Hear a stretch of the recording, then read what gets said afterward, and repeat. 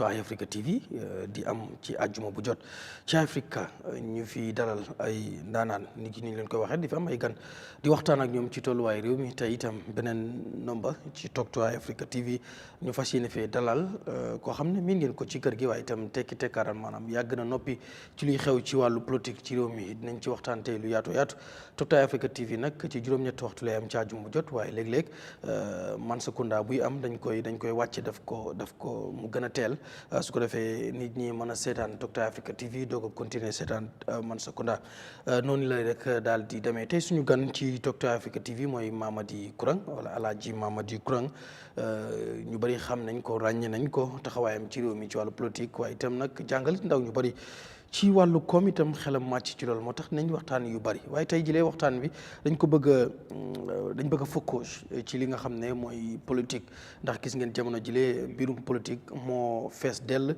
ci réew mi rawatina foo dugg ci mbaalu jokko yi rek mbiri politique képp la moo tax tey jilee ñu bëgg a waxtaan ak moom ci loolu bu baax a baax laata ñuy dugg nag ci waxtaan bi bàyyi ko mu nuyoo ak yéen ñi ñuy seetaan su ko defee rek nag ñu dugg ci Mr Kurang amaat dañ mbégte bu baax amaat la fii ci Eyeafrica rawatina ci show bi nga xam ne mooy Docteur Africa TV. jërëjëf Garmi kontaan naa ñëwaat fii dafa mel ni Eyeafrica moom suma kër la te kontaan naa ci invitation bi ñëwaat waxtaan ak askan bi ci wàllum luy nekk di xew-xew. macha allah laata ñuy dugg ci mbiri politique yëpp dama bëgg ñu starté ci mbiru auditeur général bi xam nga amoon nañ auditeur général ñu bëri ñu ngi koy woowee former auditeur général di Modou Cissé moom bi nga xam dañ ko he was forcefully removed in office ñu bëri gis ko ay PI yu ñoo xëy benn bis dem fa benn monde rek dem fa génne ko fa ci lu bëri lu ñuy wax mooy dañ ko appoint mu nangu dem ba mu yàgg bañ government bi fekk appoint nañ kese jëlee ko fa tey nga gis na yow as an economist ban impact la mun a am génne bu ñu génnee dat auditor général comme bu ñuy wax waxi économie ndax dat audit li nga xam ne mooy National Audit Office dafa am vital rôle boo xam ne daf koo play ci Gambian économie tey ñu génne ku mel noonu ñu bëri doon jàpp nit la koo xam ne liggéey bu rafet la doon def daf doon hold the government accountable ndax daf doon audit nu mu war a auditer noo ko gisee secondly boobu ci economic aspect bi la nga ñëwaat ci wàllu democratic aspect ñu génnee ko génnin buñ ko génnee noonu yow nan nga koy analyser tamit ci wàllu boobu noonu ci réew moo xam ne dañu wax ne démocratie moo fi dox. jërëjëf ci ma commencé si wàllum lu lay democratic aspect bi. ok dafa mel ni auditor général bi xam naa ko. tey xam naa ne dafa nekk koo xam ne xam-xamam bi alhamdulilah. parce que man mus naa koo jàngal Jollof Tutors bu yàgga bu moo starté bu mu jógee University of the Gambia ñëw start ACC course bi tey nit ku tey la te am naa yaakaar si moom tam dafa nekk loo xam ne xam nga lu nekk pour appoint ak dismissal dafa am lu moo war a demee tey affaire yi auditor général bi moom dafa jaal si yëfi accountability parce que nguur bi wala government bi or the executive the president mënut a jóg rek mu ne dafay dindi auditor général bi indi keneen dafa am ay loi yoo xam ne moo si tegu ne sarta yi moom nga war a am balaa nga koo génnee daf dee am tam voluntary retirement si in any case moom mun na koo neex mu resign as an auditor general at any moment su resigné tam dara nekkul ci loi bi loo xam ne daf koo tere pour mu jël another appointment waaye bii nuñ ko gisee dafa mel ni luñ déggaangum xam naa dinañ si gën a dégga lu bari waaye luñ déggaangum mooy président bi dafa jël steps pour move ko from auditor general to the ministry after ñu dégga ne moom nangu jaadut si loolu tey su dee loolu la rek so far si luñ dégga dafa mel ni nguur gi dañ miss certain steps because ñoom ñu ngi ko jëlee like it's not a dismissal waaye ñun ñu nekk ci biti ci democratic wise su fekkee ne gis nañ resistance from the auditor general luñ mun a conclude mooy if you want to remove him nga bugg a koo remove te moom mu bañ o nga bugg a koo promote to another place moom mu bañ dafa mel ni is forceful removal. te forceful removal bi dafa mel ni executive bi dañ jël steps yoo xam ne jaarut ak yoon bi. There are reports baa ngi dégg ne moom nangu woon na ne after nangutoon loolu xam naa dina nekk loo xam ne dina gën a leer.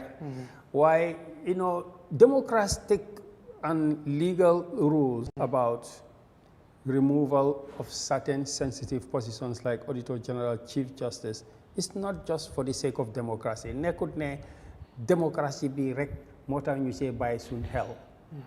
dañ nekk positions yoo xam ne dañ am implications for the image of the country. dañ am implications for good governance. te dañ am implications for the economy. parce que ci économie bi soo fa ñëwee yaa ngi am lu ñoo wax investor confidence. Investor confidence mooy ñoo xam ne bëgg nañoo indi seen business wala dëkk yoo xam ne wala banks yoo xam ne organizations yoo xam ne dañ bëgg a jëfandikoo ak Gambia. def business either with the Gambia government or with individuals in the Gambia. dañoo seet wàllum good governance. That's one of the most fundamental principles. dafa mel ni rek yow rek soo bëggee mbéy waaw suñu la ne fii di nga si mun a mbéy suuf bi baax na. ba tey di nga si mun a ñàkk a mbéy parce que su nekkee ne fii da nga see mbéy rab yi ñëw lekk yëpp suuf bi nu mu baaxee baax amut njëriñ isn't it? Auditor General, Chief Justice and other positions in the government that have got yoo xam ne ci accountability lañ nekka ñooñu noonu lañ mel. su fekkee ne investor bi ñëw na ci bitim réew mu ne dafay invest in Gambia. mun naa am ne Gambia waaw soo si investé agriculture wala leneen fishery or tourism am na profit. waaye nu mu amee am profit ndax boo si dugalee sax xaalis dina am ay jafe-jafe yoo xam ne comme rab yi nu ñoo lekkee tool bi. loolu tam dina la dal mooy whether the government is properly run. The government institutions yi ñu ngi jaar ak yoon seen wàllum ci financial regulation nu ñoo doxalee alali réew mi. ndax mu ngi dem ak yoon. court house bi tam da luwaay yi ñu ngi dem ak yoon. so lii ñoo dee tax ñu la dee wax ne to protect the democracy it must have an economic dividend. and then to be able to attract pour nga mun a attract the right economic create the right economic environment. You have to protect good governance. So buggee protect good governance, you have to go by the law. The government must show. dañ war a woone ne dañ respect loi bi tey dinañ jaar ak moom. soo nekkee di laal ay Chief Justice, Auditor General, Accountant General, di leen move and switch around. Somebody comes mu bugg a invest dina mun a gis ne fii government duñ bëgguñ transparency because these are the pillars and the departments yoo xam ne ñoo dee protect the principles of transparency and good governance. so nguur mi foog mu bàyyi xel te loolu lañ si gisut nag nu mu demee ak mbir mi nu mu demee is too shady. They put so many question marks in whether the government of Barrow dañ am interest in good governance or not. ok xam naa mbir mi mu ngi ci court dinañ xam fan la mbir di mujjee lan la court di decide. wat ba tey ñu des ci report bi xam nga after loolu bi mu xewee gis nañ release nañ report bi wala publish nañ ko comme Minister of Finance dem na ci National Assembly bi ki nga xam ne mooy di Auditor General bu bees bi moom moo santaane Minister of Finance dem fi nga xam ne mooy National Assembly tamit joxe ndigal pour ñu publish nañ ko ba ñu gis ci mbir yu bari. ñu bari ñu ngi raise concern ci yenn doxalin yi yenn xaalis yoo xam ne dugg na foo xam ne ba tey mënuñ leen account wala niñ ko jëflante ba benn boo xam ne tudd nañ ko ci ba Ministry of Works indi na ci leeral mooy mbiru North Bank Road bi boobu noonu lu toll ci 377 millions ci lu ñu wax ci ñu affaire yi demee bi nga gisee report bi yow nan nga ko nekk di jàngatee ñu bari di jàpp ne lii kon moo tax government bi doxalee ci Modou Cissé pour mu na fa jugee mais bi am na ñu jàpp lool waaye am na ñu jàpp tamit ne ni ñoo interpréter mooy ñu faree ci government bi ñu ngi dinaay yenn report ci di wax ne nu ko ñenn journalistes yi wala ñenn ñi nga xam ne dañoo analyse wala économistes yi dañ bias because of nekk ni ñu ko analyser demeewut noonu soo ko xoolee léeg-léeg sax ñu jël yenn figo yoo xam ne dañ koy jël twice ba 3 times di ko boole so ñoom am na ñu nekk di wax loolu yow as an economist noo gisee report bi ak yenn njaaj yi nga xam ne alej lañ ko mën a tuddee gis nañ ko ci report bi. waaw no as an accountant. Yes.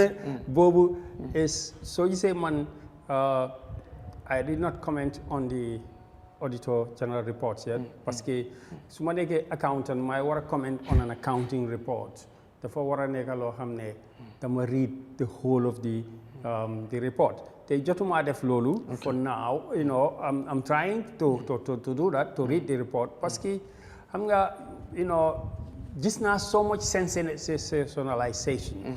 I believe there is corruption in the government.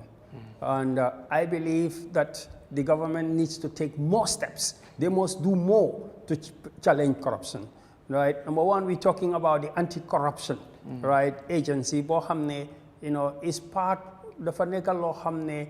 She pillars the democratic and transitional process. Sila bokon.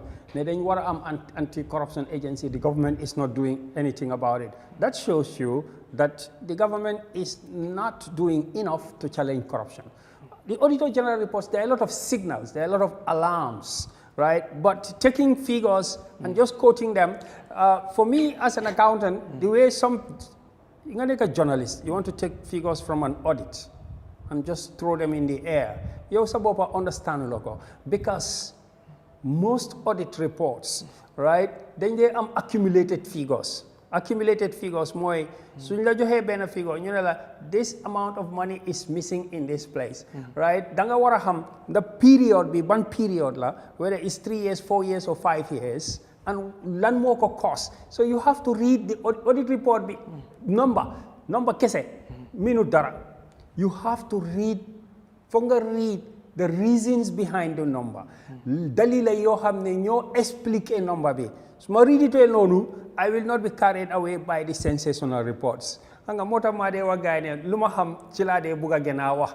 Local government commission be follow nako very well, and I'm a consultant to the local government. I can speak very fluently about it, and I can give you specific examples. So dama si de dama ko de follow. The Jammeh Commission, I read the report. I was part of the process. Right, tay buñ ko publisher tam read na report bi, and I am following the issues, so I know what is happening. I can explain, munala explain the number bi rek, while what is the reason behind the numbers, because finance is like that. The number alone, you quote it for me, right?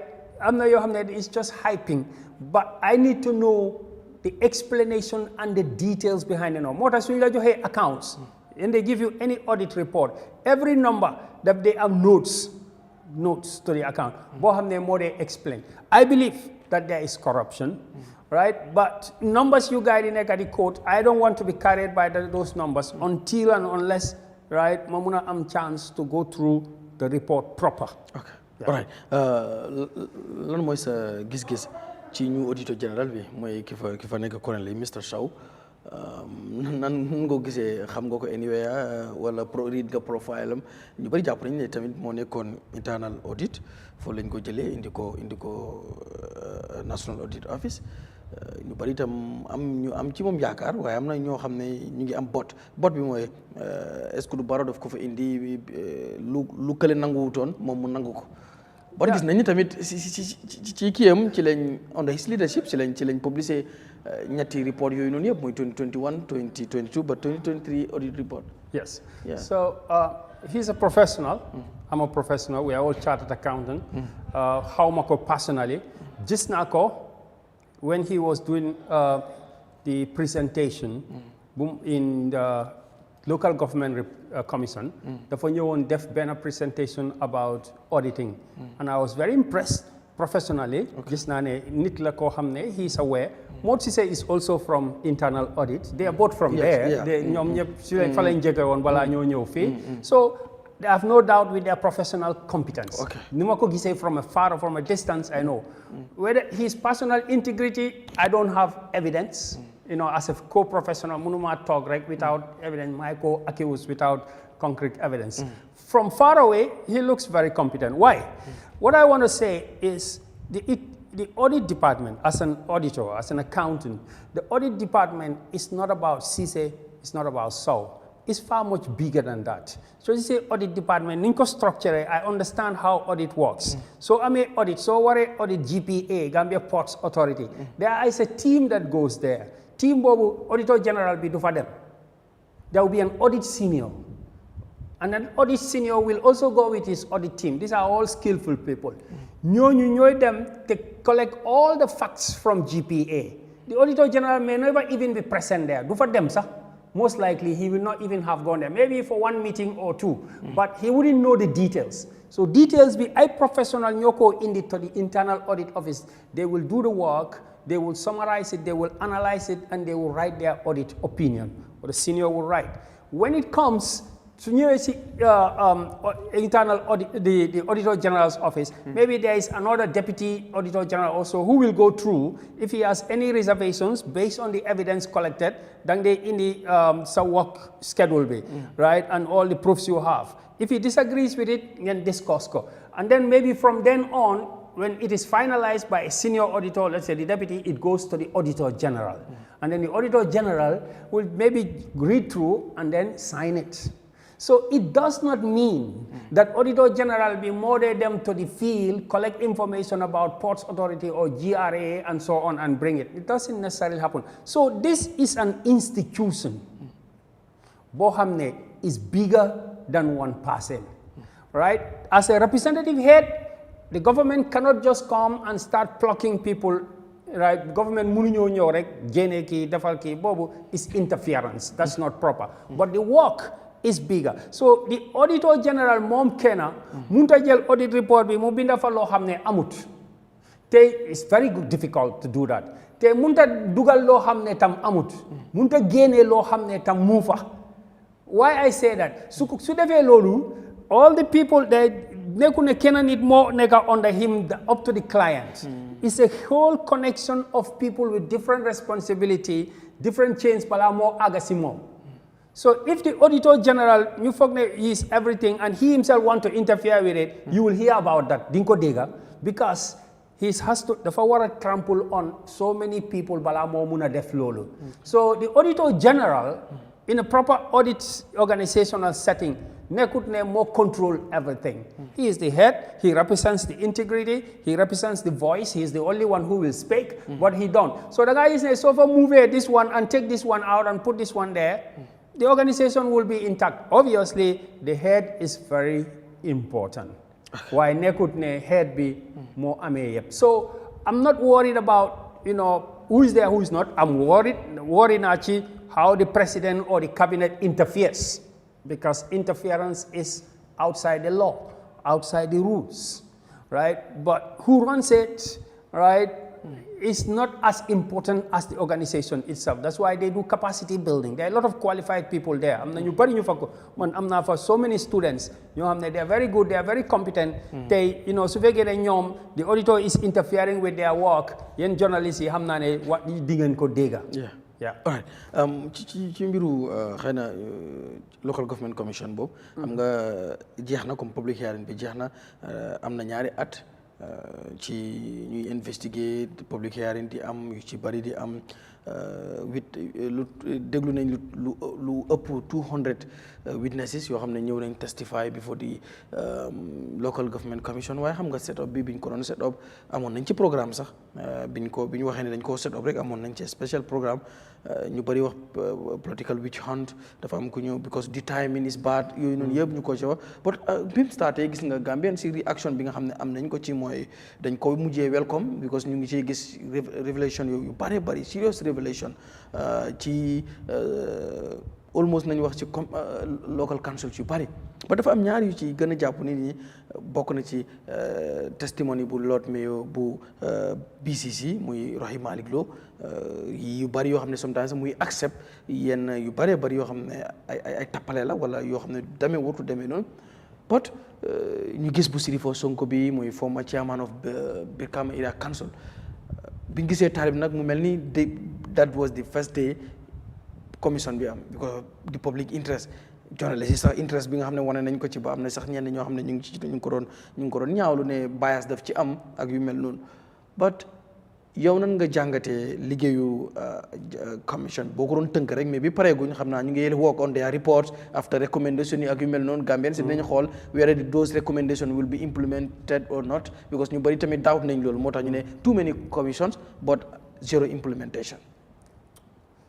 waaw commission bu moo commencé man yéeg naa ko because suma experience with Jammeh commission loolu tax na gars yi approach ma pour ma jox leen advice how to set it up te nekk naa si ñoo xam ne tam buñ ko set up bu nit ñi doon coow ñu ne it's a witch hunting ma ne leen it's not a witch hunting nekkut ne it didn't come out of the blue it's a presidential commission and the president has the right to set it up te xam nañ circumstances yuñ ko set up there was a lot of talk there was a lot of noise te foog naa ne proof na ne it wasn't an witch hunting because am na ñu foogoon ne local government commission bi 2022 councilor election dinañ si doon interfere or mayoral and chairmanship election te commission bi am nañ design nañ seen schedule defuñ benn interference right in the chairmanship or in the election right mënuma laa wax what is going inside but I'm just giving you as a layman opinion comme as a common man opinion so nit ñi luñ si gis local government fii musuñ koo audit te loolu tax na tam nit ñi am jàng nañ si lu bari gis nañ lu bari loo xam ne nit ñi xamuñ woon ne sax nii la doon demee ba mu nekk askan bi yëpp appréciate ko waaw su ñëwee si chairman yi ak mayor yi waaw of course ñoom ñooy kilifa yi tey boo leen xoolee tam KMC seen xaalis buñ dee collecte soo dajalee basee Brikama yëpp nga dajale leen KMC moo leen oppale parce que yàlla def na ne business yi yëpp fii lañ nekka loolu moo tax KMC mu nekka noise bu bari parce que xaalis taalib si moom si boppam ñëw na mu ne in 8 years guys spend nañ 3 billion over 3 billion wax na ko ñaari ñetti ñeneenti yoon on TV moom ci boppam yéen ay soo leen dajalee ñoom ñëpp amuñ loolu that 3 billion or over 3 billion so that shows you KMC is important that's where we all pay our taxes spend wala collect mu ne luñ spend okay. Well, of course balaa ngaa spend da nga koo collect so su ne dañ spend 3 billion waxuma la 3 million 3 billion moom la taaliba ne loolu lañ spend in 8 years then it shows you that KMC fa la Gambian business bi yëpp nekka understand nekkul ne ñoom ñoo gën a góorgóorlu lu tax ñooy collect loolu waaye fa la business yi nekka fa la Gambia nekka fa la all the big businesses are in KMC all the banks and everything are in KMC now coow bi nag xam nga gis naa dara ci local government commission bi loo xam ne was not healthy because balaa commission bi di am right ñoo xam ne xam nga ne dinañ la investigate yaa ngi génn di discredit Talib def na interviews on every TV station Kër Fatou 10 times right Eyeafrica fu nekk di speak against the commission ne it's a witch hunting about me that's nonsense loolu du dëgga commission bi dañ ko set up and then it dem na about 2 years so is it about you? No, it's not about you. Make it about yourself. Obviously, people will listen because you're not it's a witch hunting and it's about me. People will listen to you. So, a little more in the that kind of publicity. Why, on the whole, right? Gambians they appreciate Nenko from Basse, right, up to Katong. People see, right, revenue be fan la they collecte, fan la they do fan la they gain.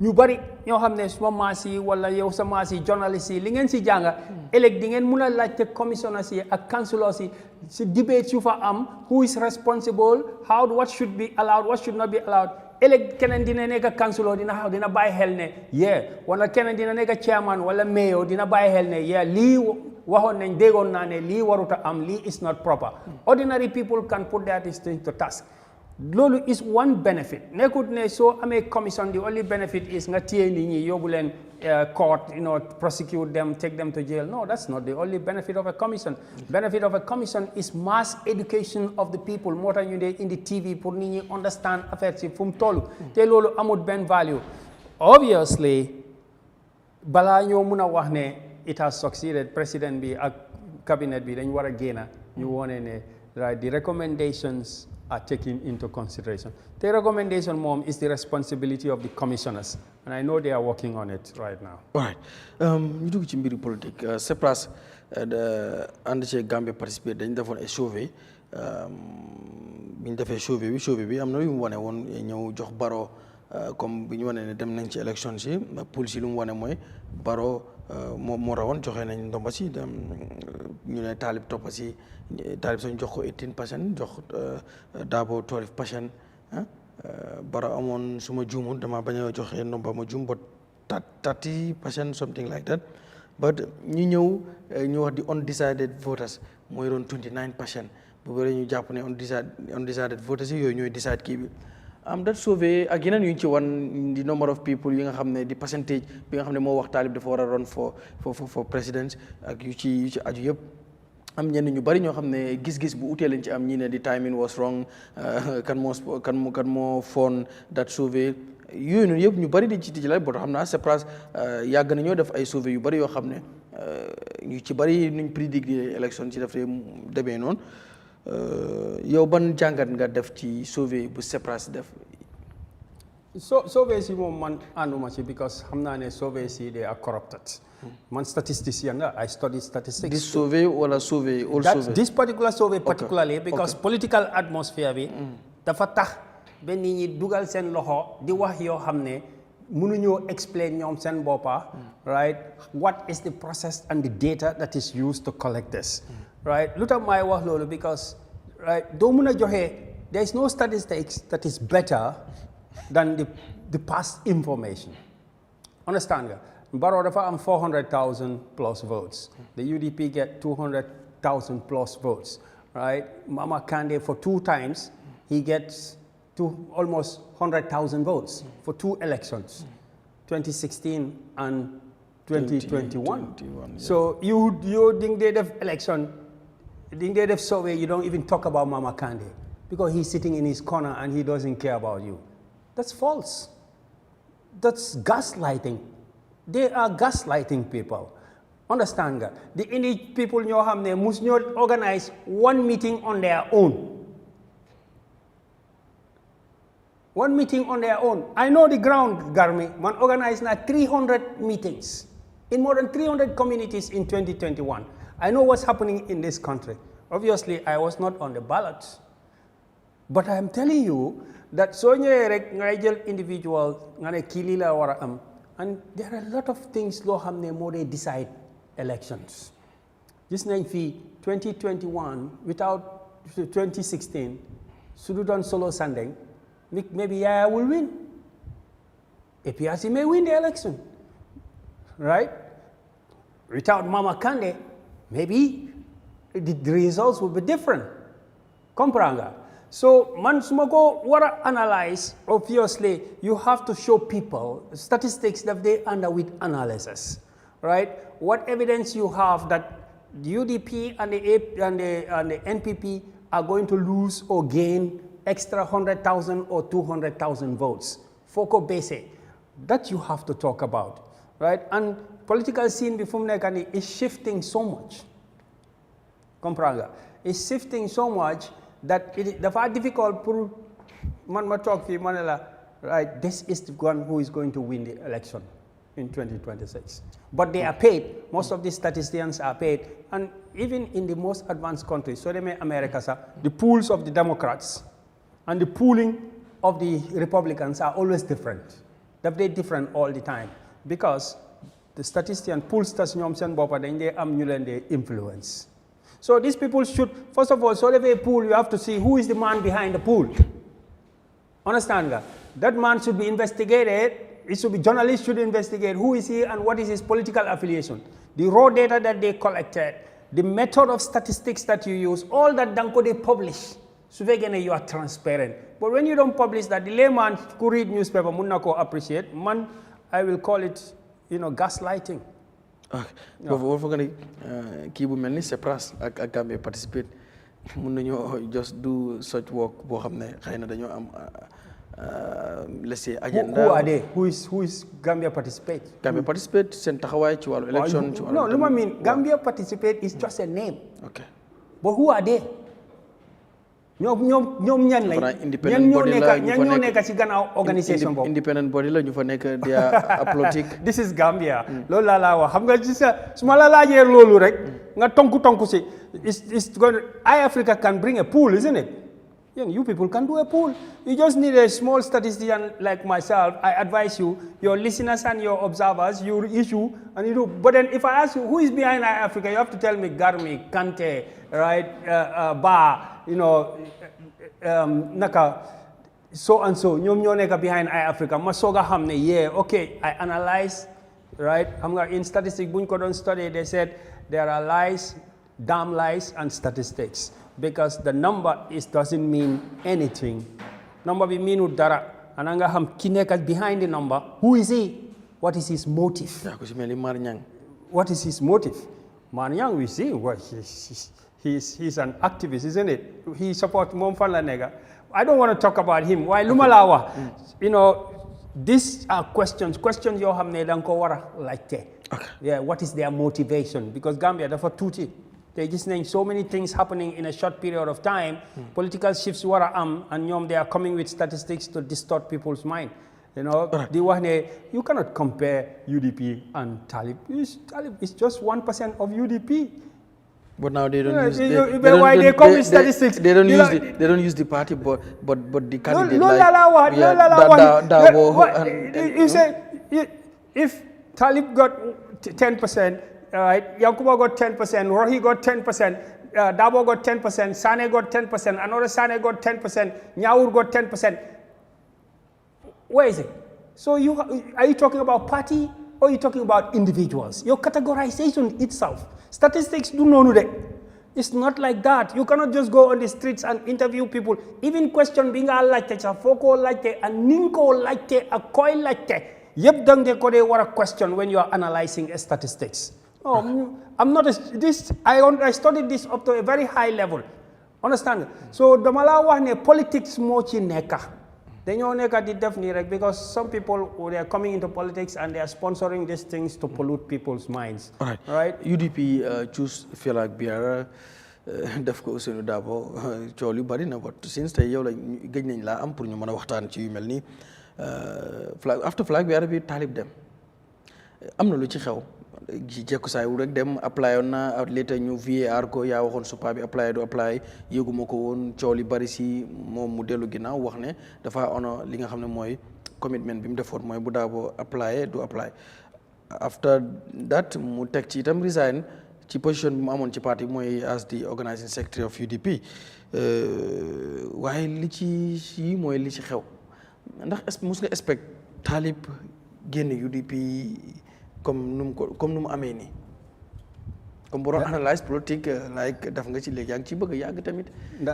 comme di nga expect comme lu mel nii comme like soo toogoon fenn rek ñu wax la ne Talib bàyyi na UDP ndax di nga doon loo xam ne te xamuloo nu mbiri demee like da ngaa surprise wala du la da nga am disappointment. non man du ma surprise because xam nga ñun they politician lañ and we talk to a lot of people. We have a lot of privileged information. So sometimes people are in a party, but maybe they are there for a particular purpose. Understand that? Talib was not a politician. Therefore, joined UDP in 2018, and people, Yahya Jammeh just goes and. People have an agenda to different things, to do different things. Why? I feel from 2021, like what I am saying, if you look at how UDP, I'm not inside the UDP, and Luma Wahrek is my personal opinion. But I feel ñom lu xew légui ni is something that is planned, for 3-4 years. We're going to go for it no matter what, and maybe, UDP, a lot of people there understanding what was going on, but hamna legi, some things only after when it happens, you see that, this, they can live more than living, because when you look at it for the past 3 years, every material in UDP is one face. Mayor Talib, the T-shirt Mayor Talib, calendars Mayor Talib, gis nga leen ci internet bi ñu ngi ko xar fu nekk. Why? There are how many other chairmen? There are chairmen, there are other mayors, there are MPs, and there are other party organizations. But why one person on a calendar, right? So the party was hijacked, but the hijack was not complete. And then they just wake up from sleep and said, oh, so Yarfa Nyirabe carried. And then they reacted. They reacted. And they reacted in a way, some of them, reacted out of bounds, and some of them reacted acceptably. But, it was a slow this thing of taking over a political party, simply by virtue of financial muscle. ci biir formation bi la ñëw Talib form movement bu bees mu tudd United Movement for Change nu mu ko formé formation bi debate bi bari na ci nag déci yëpp loolu moo nekk debate bi like ñi naan dafa betray pa bi ñi naan pa bi moo ko betray because am na lu mu ko diggoon boo gisee Talib doon def lii yëpp am na lu ñu ko wax yu bari but formation bi ñu bari di wax ne like lu mu togg la am ñu wax ne noo toggut ko am na ku ñëwoon suñu réew Wednesday bu passé nii SM Jobaate moom demoon na sax ci alaaji SM Jobaate demoon na sax ci Talib jógewaat fa ñëw fii moom mu wax ne moom si boppam moom mu confirme ne lii luñ togga bu yàgga la soo yow noo gisee mbir moom noonu. Yeah, I mean, lii lu yàgga la it was a long time man to tell you musuma ko wax kenn but since when we were in the Jammeh Commission balaa Talib di nekk mayor sax am na ku ma wax ne there is a plan that Talib or somebody close to Talib is going for the presidency. Waxuñ ma ne sax mayor. So when I see him contest for the mayor, surprised with me because what I heard. Understand nga? And then after he contests for mayor, lumalawa what's happening is like man sa mus na ko binda. Maybe when Barrow became president, I mean, other people have other plans that, yeah, we can also do this. So, anybody in UDP who said that Li Nekuton or outside UDP, Nekut Lohamne is planned for a long time, you just want to ignore it or amulo that political foresight, this is going to happen. But the manner in which it's happened is very unfortunate, Pullman.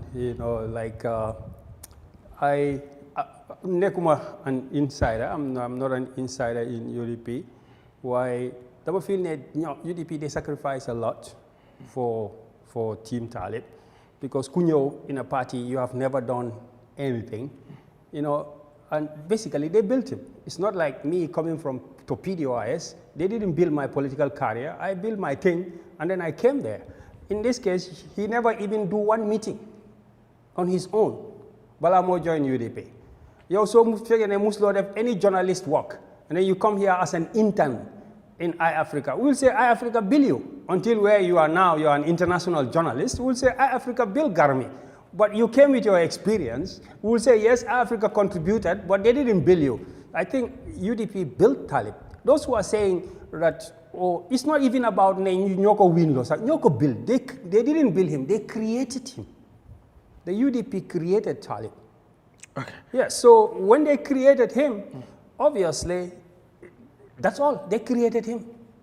The bit of impact because of too many resignation. Before Mom Sibobam Samui officially launched that movement, just resigning from his position was enough for you get a lot of resignation. Why? But resignation nekundi stop with UDP. Gis nañ ko ci melni ta key members ñoo day génn Karafa Sonko a campaign manager ku ci melni Tombong Seydi léegi Ibrahima Diba so ndax ok bokkuloo UDP but as a politician nga gis lu mel nii bu nekkoon di happen sa parti ndax doo tiit yow sa parti nga xam ne yaa ngi prepare for an election boo xam ne léegi tey because of 2026 mi ngi nii ndax doo tiit. No, once one a central committee member of the UDP, I'll be happy because, You'll be happy? Yes. Why? Wow, because a political organization, cannot afford that kind of split inside. I give you an example. Tombong, Momwe, the campaign what is it? Public relations manager. Yeah, public relations manager. Right, with, the admin secretary for media. Okay. But for the past 3 years, Nyata representing guy his mom, he's talking about the party or talking about a party leader. For the past 2 years, he only talks about one candidate. And nobody stopped him. And nobody stopped him. Yes. Yahya Jammeh, for the past 2 years or 3 years, he only talks about one candidate, one mayor. Nobody stopped him. So these people, they were not promoting the party. They were promoting a candidate who is not even the leader of the party. At that time, executive, nobody stopped them during that time. No, I like UDP for that. PDOIS, you know, even a fly, if he does that, didn't stop. They are very meticulous. Why UDP? Yeah, you see, I'm not law in politics. More than a strength and your weakness at the same time. Sense strength be more. Anybody in the party can go out and organize anything, and that's a good because from nekani dabo nekofi, just now all around they are all organizing their own things and so on. So it's not. There is not that tight control around it. They no longer created. That's how the party was created. So they meaning to clamp down on things which the central executive, they leave everybody do their own thing. And that's good because everybody have their own strength. Why? What it brings also is this kind of things. If some people have an agenda which is different, right? Agenda bohamne dafa different at the party agenda bi lol daf nek a negative point. So lu de nek at your strength, the same time becomes your weakness. Fog na lolu mo len dal. So luta mané I will be happy because if people are there and they are saying that well it's going to be one mayor, without that mayor I will not be there, then what benefit does it use for the party? Talib Sibo Pambu mo resign from the organizing secretary, he cannot be the right person to promote Usainu because he doesn't have it in his heart to do it. So Nyom Tombong and all this, most of the people you resign, man, I see them as desk politicians. Man, desk politicians la len gise. Man gisuma fo xamne right Tombong dem na community ñu ne Tombong mo ñew on his own and organized in Dipakunda or in Latrikunda ñu ne Tombong mo ñew organize 20 people and start 20 youth and start talking to them. Yo mus nga ko gis. Right? So a lot of desk politicians, they think that Tombong am na experience in politics. I'm not experienced why he is not a grassroots man. A grassroots man Garmi Jaruta announced, we see you on TV, organized, talking to youths, talking to villagers, talking to women. That's a grassroots politician. So they are not going with a lot of grassroots politicians. I don't know a lot, but we are all observing. Fogna, he's going with a lot of social media politicians. And dina neka lo xamne it's a movement. Yeah, but domi Ibrahima Diba bi. Huh? Ibrahima Diba. Ibrahima Diba. Yes. Hey, even Ibrahima Diba. Yeah, but Ibrahima Diba. How many meetings did he organize in Salikenye? Mom ci bopam Ibrahima Diba. Salikenye ñata meeting la fa organize or in Brikama or in Dibakunda. He's a militant. Understand that die-hard man la. Ibrahima Dabo mu ne time bi sabali demee mu ne dem yëpp mën na ko métti dem du ko mën a métti parce que UDP nit ñi dañoo am na ñuy ñëw dem but di die-hard mu wax ci ku mel ni Ibrahima Diba ne boobu bu déggoon ne Ibrahima Diba dem na xëy na xolam. Why for the past 4 years can you compare Ibrahima Diba to Sirifo Sonko? Sirifo Sonko is on the ground. Ibrahima Diba is flying around up and down. How can he is not on the ground? Lola la Garmi. Okay. Gambia dafa am on the ground de. Dekabi. Politician on the ground. Suma masi. You have to be with the people. It's different from Ibrahima is very vocal. I'm from Naluta why the party leader said I don't know. Momo muna explain, but I think Ibrahima has been a militant for 20 years since when he was in school. The people Neke school, Munchi Party. So wow. His love that he has for the party. Yes. Yeah, but then he has shown that that love is for an individual. Now he take that love and transfer. Nobody can munta predict. Domi Adama, numo halate ak holambi numo change. Lolu yalla reka ko muna ham. Why lumalawa at the end of the day, man buma dege UDP militants the party is not for sale. Lolo, it touched my heart. I like it because ñu la wone ne when they tell you a party is not for sale, as a politician, you see, they got to love you, but you can't buy them.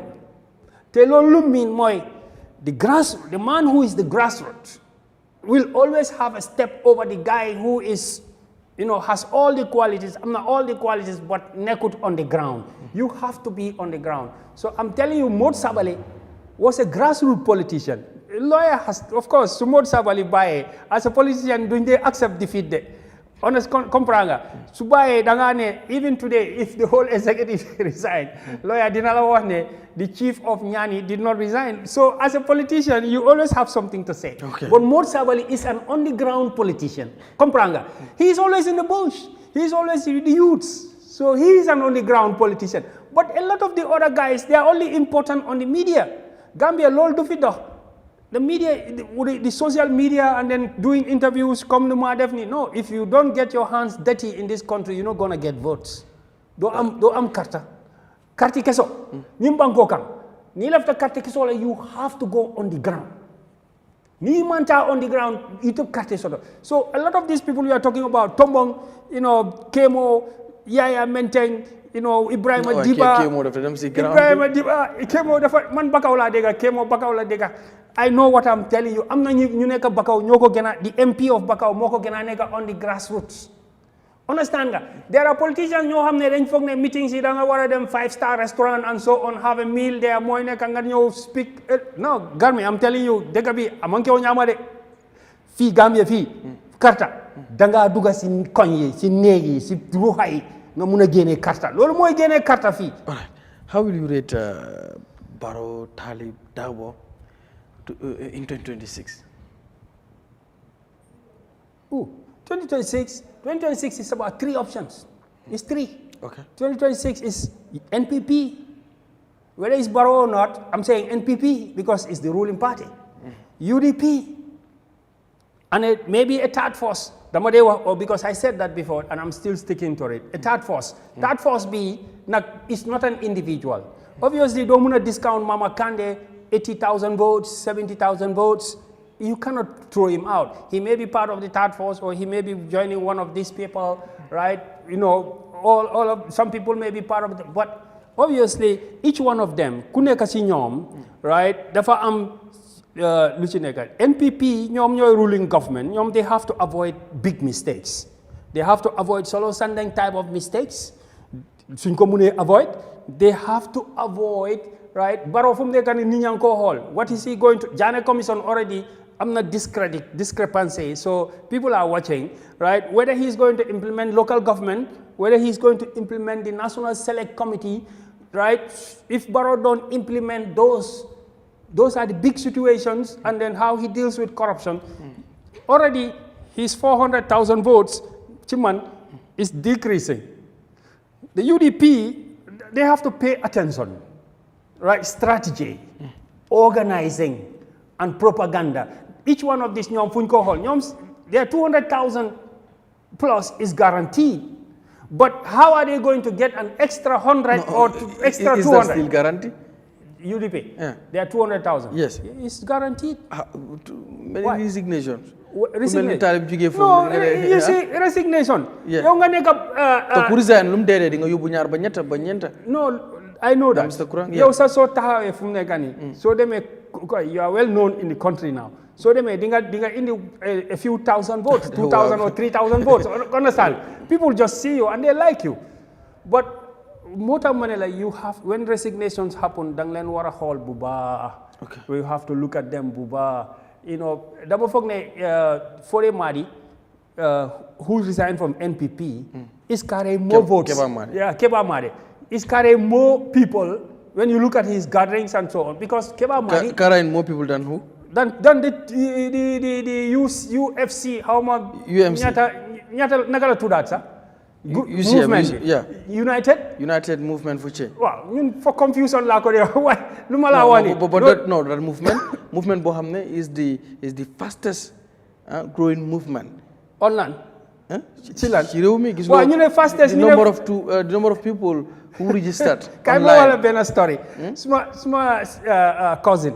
mu ne ma ñun ñëpp ñu du ma la wax ban parti la nekk but I know he belongs to maybe UDP or NPP mu ne ma me and my friends we are all in that movement so in online ñoom ñu ne 5,000 people online 5,000 people yeah within 48 hours 10,000 people I tell you soo ko jëlee you find so much NPP and UDP there Gambia people are curious no but comme ngi mel ni political gathering ñu am political rallies you will find many people yoo xam ne sax duñ vote luñ la faale wuñ la they just come there but yeah where they are we have to wait for their political rallies when they bring 5,000 people in a rally but lu mel ni musul happen as a movement nga launch ko the pull out this kind of statistic. Pull out what? The data is out there. One statistics. Yeah, 5,000 people no register within 48 hours. Xoolal form bi ñu ko nekk loolu la wax ni. Yeah. Fii online is PDOIS, UDP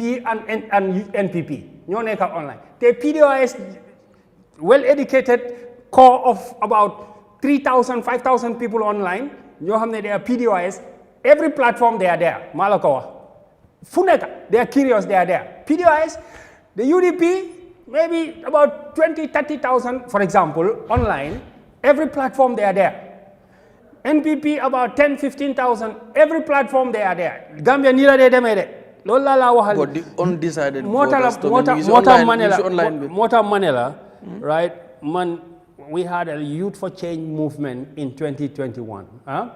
Organized 300 community meetings. For 365 days, we rested for maybe only 30 days or 50 or 40 days. So we organized 300 meetings.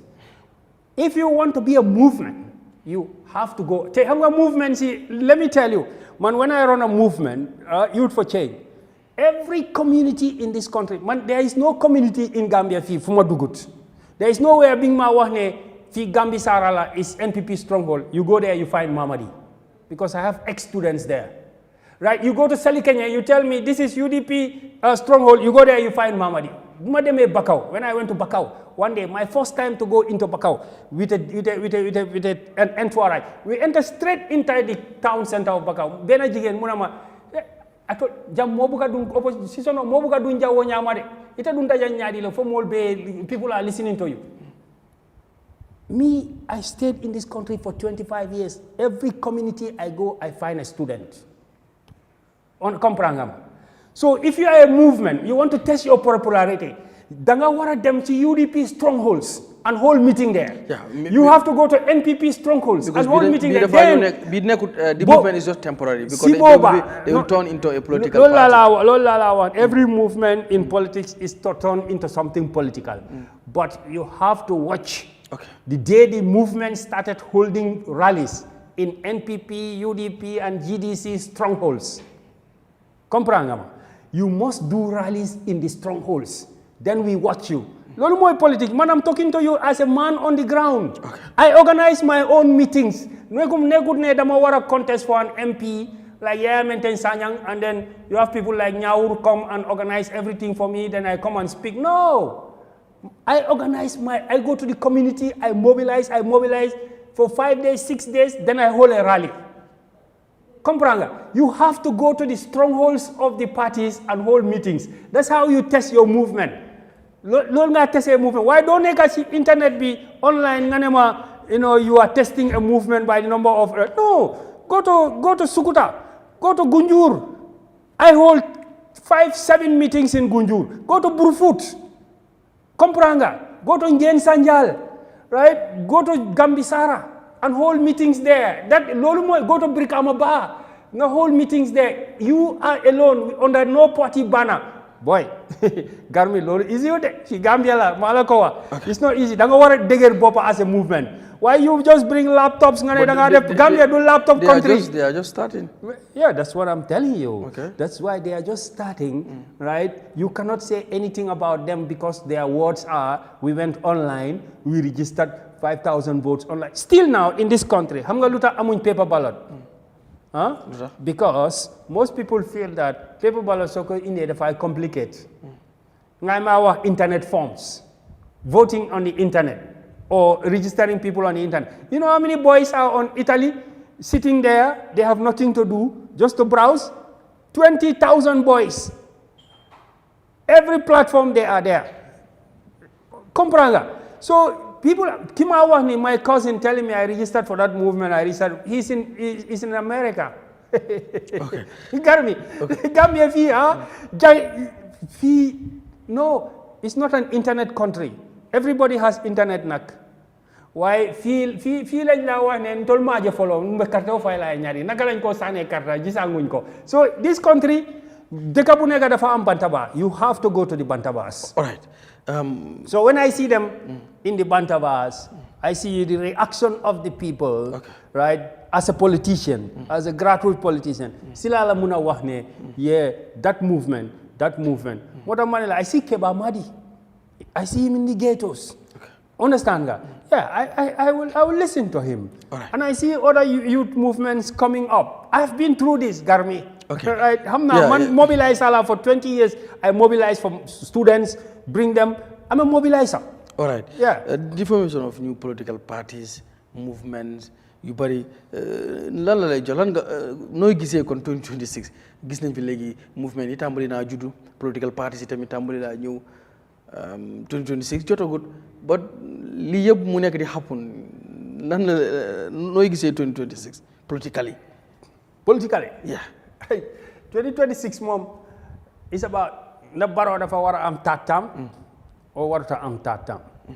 What do you mean by what I see? Like too many formation of political parties bi gis nañ fi du benn du ñaar du ñett gis nañ fi tamit movements yu bari comme 2021 gis nañ ñu baree woon like dem ba si biir ñi ne endorse naa kii like gisuloo benn maybe we have seen just few serious endorsement but luñ fi gis yu ci bari askan wi mujj gi dañu wax ne no we are disappointed but ñu ngi gisaat like the same trend party A party C party B movement. Wow, I mean, it's good for the political awareness because that is very good for the incumbent. No, it's good for the political because politics to muna wax nit ne don't join, don't create a movement, don't contest parce que moom am na fu muna aga mu waxtaan ak ñoom yeneen political parties yi duñ fa aga ñun buñ contesté am na place yu bari bu ma dem nit ñi di la wax ne fii benn politicien musu fee whole rally. So those people dañ war a am chance. Understand nga pour dégga what are the issues of the country, right? Ci yëfi economy bi yëfi politically yëfi legal factors and audit issues and so politicien bu nekk am na lum dee gën a mun a waxtaanee. So askan bi dañ war a am access to the politicians. So ne Barrow farafeñe la dee dem mu dem Basse mu dem fale ñaata nit ñoo ko ji si koñ yi ak fanu noonu. So we need more and more people into politics. Muna waxtaan ak askan bi lolu is good for the thing. Man nag the seriousness also. Seriousness bi ñun xam nga political situation bi tam doo mun a blame the multiplication of new political parties. Doo mun a blame guy parce que kay ma wax la Senegal, Nigeria, Ghana, Ivory Coast, Cape Verde, everybody have 20+1. Nga xam ne ku nekk da ngay taxaw the first and second ñu dem second round nit ñi yëpp ñu coalition ak kii wala coalition ak kale loolu mooy the democracy of the day. 50+1. Gambia ñun amuñ loolu. So we cannot behave like those people because we don't have a law amuñ loi boo xam ne moo ñu wala regulate pour ñu dem for a second round. We don't have it. Amoon nañ ko fii Yahya Jammeh dindi ba tey mënuñ koo am. So that is a problem. Why at the end of the day politicians foog naa ne people are checking. Xam nga politics moom man lu ma dee wax gaay mooy any politician dañ la war a assess. Kenn warut a ñëw rek ñu ne waa kii mooy alaaji kii moo fi daaxa wax kii lañ war a sànnil. No, you have to check my record. I have to say something. Man lii laa defoon kon war ngeen ma sànnil karta because my track record bi nii la. Understand nga? Every politician must talk about their track record. We cannot just vote for you because you come with gifts da nga ñëw ak hadiya joxe kii li joxe li wala da nga ñëw ak wax bu ne ñu sànni la karta. No. In America they say what have you done? Gambia fii tam gis naa ne voters yi they are listening. They will entertain everybody but at the end of the day dinañ laajte kii lan la def.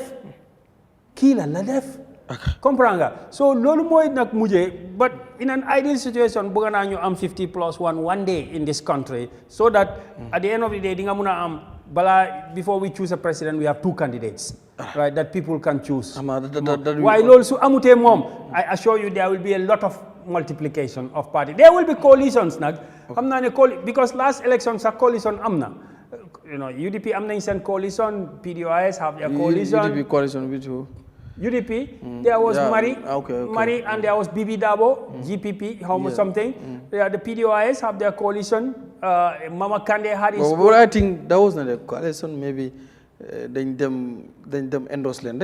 Yeah, but endorsement is... But I think like Nunjape coalition, more like coalition bohapune fao and the name will change. Like candidate no, Hamga coalition muna am different fashion. Okay. Because do muna am only one type like the Barrow 2016 coalition. Coalition muna am different fashion. So fashion buneka dafa different. Come nga am GDC right with NATO Alliance and then you have the PDOIS and you have the so there will still be coalitions. Then Barrow also came with a lot of other small parties. Still now the overall coalition. Each one of the parties, the more people you attract, the better for you. What is your political future? Ndax da ngay form a party wala da ngay dekkil to revive that political movement, my Youth for Change, wala da ngay join another party? Well, I've not resigned from PDOIS, so and I have not taken any decision on what to do for 2016. So people ask me, lolu is natural. Kuday dañ ma dé laaj tay dama len wax ne when the time comes, lolu I will announce what I want to do for 2026. Answer the question. Did you officially resign from PDOIS? Well, no, official resignation wax la ci dëkk bi. Why man I don't hold any official position. Handuluma nekuma secretary, nekuma administrative secretary, nekuma central committee member. I'm not holding any official position. Joxe sa amon nga membership card? No, amo membership card. I apply na membership card. Why better why lolu jappuma ko dara, taxaw na. The fact is taxaw na as an MP. But you still consider yourself as a PDOIS member? Taxaw na as an MP. I have not joined any other political party yet. But now for my like moy like dañ bëgg nga leeral ko. Ndax amoon na lu fi xewoon ñu bari foog ne because am na benn post boo defoon mooy I am done next chapter please like different interpretation maybe yow nu ko different nga bind nga lool but that phrase ñu bari am nañ ci different interpretation like bëgg na wax ne I am done next chapter please even me I interpreted in my own way like Kurang pare na PDOIS maybe he don't officially resign wala bàyyi but pare na because of I am done because gis nañ lu fi xewoon that sunu réew ngeen ko defoon yow ak honorable Sala on 29 May bi loolu jeexee rek ci that night si nga binda on your Facebook I am done 29 May la 29 April la May that was May boobu duma ko fàtte because dafa am lu xew moo tax after boobu no that was before the demonstration was 10th May 8th, 9th, 10th May, and my... you are right. I think it's April. Yeah, you are right. April. You are right. It was April. Very good. Yeah, it was 29 April. You are right. Yeah. So, bilol hapune that very night, singer binane, I am done. Next chapter, please. Yeah. So maybe you mean different thing. Well, I'm not going to, but you bari am na ñu ko jappé. So moto ñu bëgg nga léral. Ba légui yaangi bi PDOIS maybe bu time bi jotté ndax da nga des continuer di nekk PDOIS. Wala da nga dem seeti leneen wala bàyyi nga PDOIS mais bi léegi yaa ngi observe di xool lan mooy nekk sa next move politically. No, I mean xam nga naka programme bi nga reference noonu. Which happened before the gala demonstration. Comme boobu it's of course yow xam nga circumstances yëpp nu mu xewee.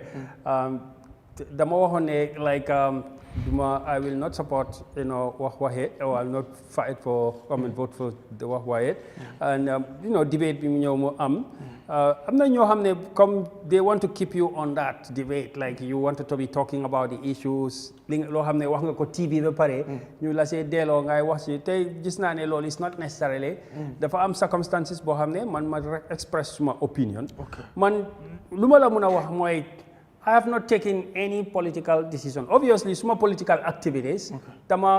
When that happened, then you have the gala demonstration. I'm gonna, sometimes I'm not your circumstances beyond your control. I'm not your come yala moko indi demonstration be yala moko boom demonstration be hametam. There are a lot of things happen. I have a court case. There is a national assembly court case. Lolu jël na suma concentration.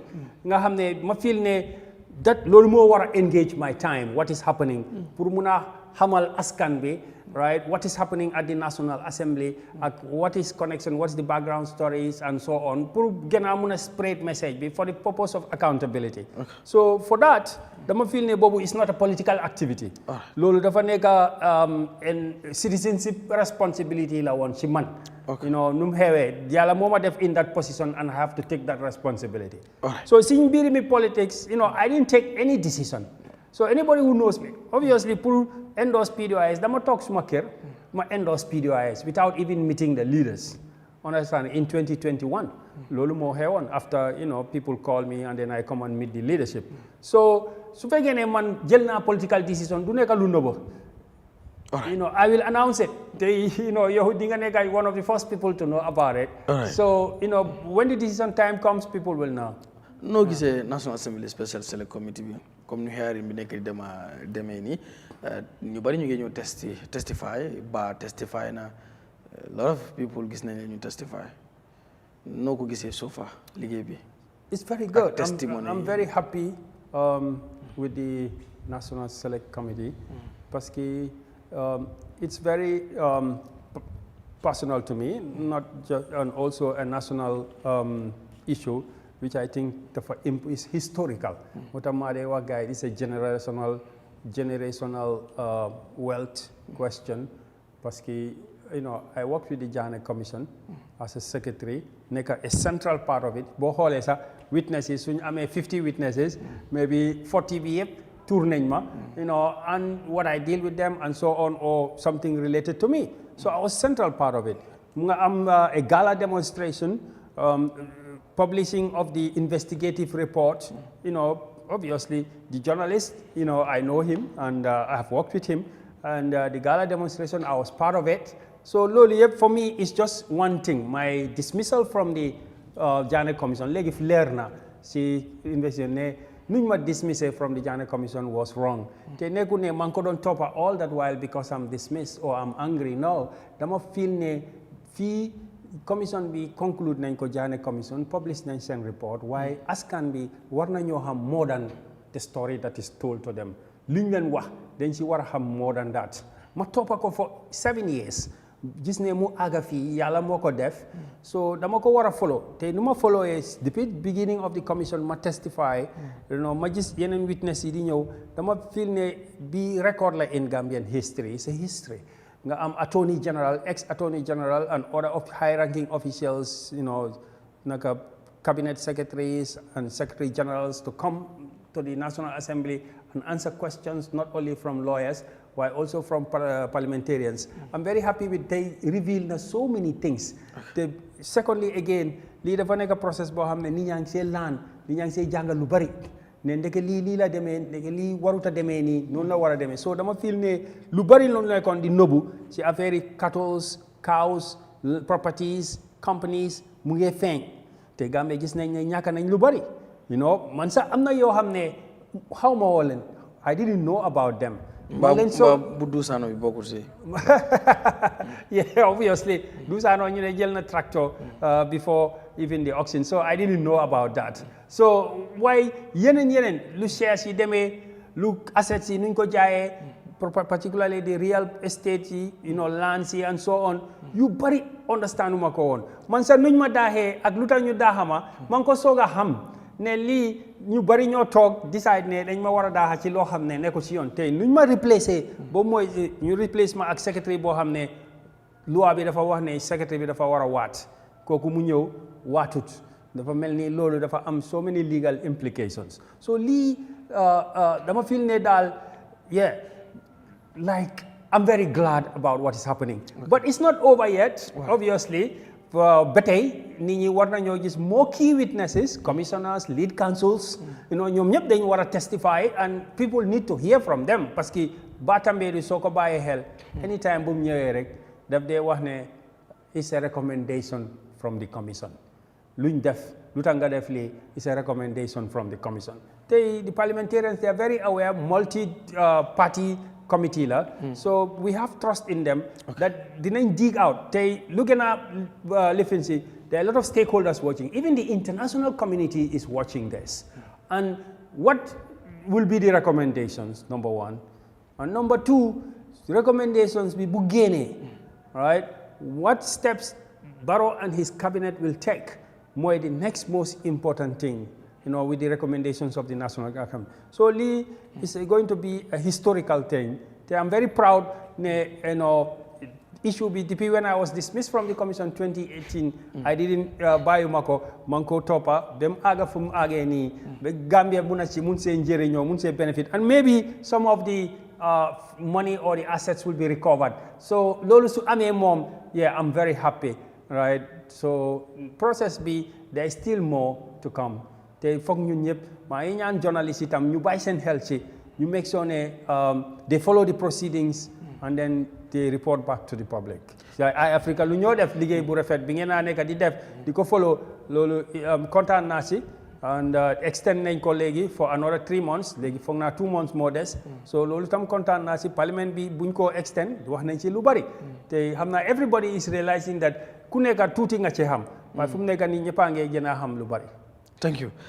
Kontaan nañ trop pour am la ci Talk to Africa ñu bàyyi la nga tàggoo waxtaan time bi jeex na tak and hoping to have you soon again foo xam ne maybe da ngaa ñëw breaking news sa political future pour ñu mën koo xam. Yes. Yeah, it can be days, it can be weeks, it can be months. Political atmosphere bi moom weather la. You don't even know when it's gonna rain.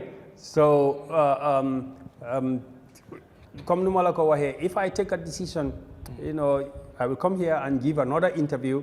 I know there will be a lot of questions, and people will ask me, and I'm very, open as a politician to talk about it. I'm very grateful to Eyeafrica. And I see a lot of people here from young and old and all types of people, politicians and non-politicians, independent opinion everywhere. So kontaan naa si dialogue bu nekk di xew ci Gambia kontaan naa si as a politician duñ xeeb dara.